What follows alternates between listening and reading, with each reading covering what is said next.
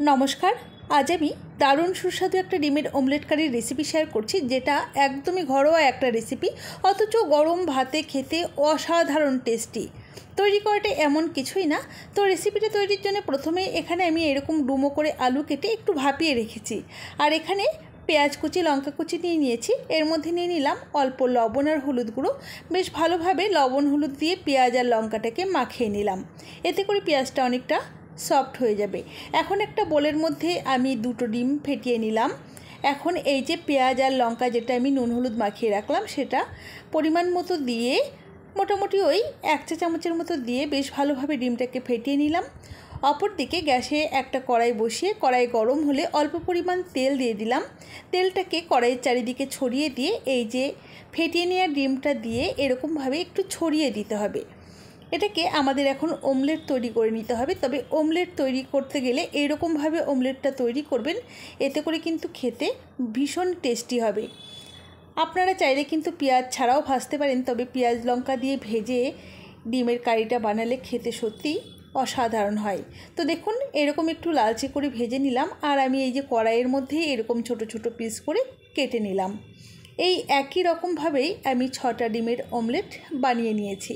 তো সমস্ত অমলেটগুলোই আমার বানিয়ে নেওয়া হয়ে গেছে। এখন এগুলোকে তুলে নিয়ে ওই কড়াইতেই দিয়ে দিচ্ছি পরিমাণ মতো সর্ষের তেল। চাইলে সাদা তেলেও আপনারা রান্নাটা করতেই পারেন। আর আমি আলুটাকে তো ভাপিয়েই রেখেছিলাম একটু, আপনারা চাইলে নাও ভাপাতে পারেন।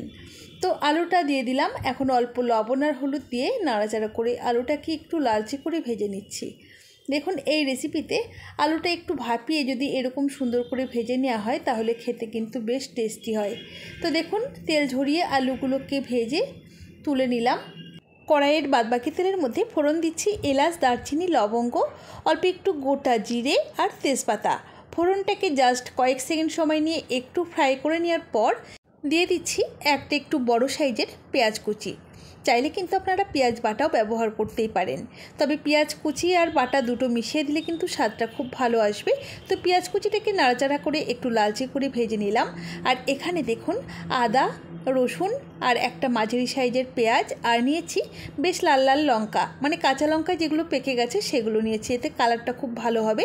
তো এটার একটা মিহি পেস্ট আমি বানিয়ে দিয়ে দিলাম। তো খুব ভালোভাবে এটাকে কষিয়ে নিতে হবে, যাতে আদা রসুনের কাঁচা গন্ধটা কোনোভাবেই থেকে না যায়। তো বেশ ভালোভাবে কষিয়ে নেওয়ার পর দিয়ে দিলাম স্বাদ মতো লবণ, পরিমাণ মতো হলুদ গুঁড়ো, অল্প করে জিরে গুঁড়ো আর একটু বেশি ধনে গুঁড়ো, মানে জিরে গুঁড়োর চেয়ে ধনে গুঁড়োর পরিমাণটা একটু বেশি দিতে হবে। অল্প একটু গরম জল দিয়ে মশলাটাকে আবারও একটু সময় নিয়ে খুব সুন্দর করে কষিয়ে নিলাম। মশলা খুব সুন্দর কষিয়ে নেওয়া হয়ে গেছে। এবারে ভেজে রাখা আলুর টুকরোগুলো দিয়ে দিচ্ছি। পাত্রটা ধুয়ে অল্প একটু জলও দিয়ে দিলাম, যাতে মশলাটা কোনোভাবে কড়াইতে লেগে না যায় বা পুড়ে না যায়। বেশ ভালোভাবে সমস্ত কিছুকে নাড়াচাড়া করে মিশিয়ে নিলাম। এখন গ্যাসের ফ্লেমটা একদম লোতে রেখে ঢাকা দিয়ে মিনিট 5 বেশ সুন্দর করে কষিয়ে নিচ্ছি। আস্তে আস্তে কষিয়ে কষিয়ে রান্নাটা করলে রান্নার স্বাদটা সত্যি অসাধারণ হবে। তো দেখুন, মিনিট 5 পরেই আমি ঢাকা ওপেন করে নাড়াচাড়া করে নিচ্ছি। এখন কিন্তু আর কষিয়ে নেবার কোনোই দরকার নেই, বেশ সুন্দর শুকিয়ে গেছে মশলাটা।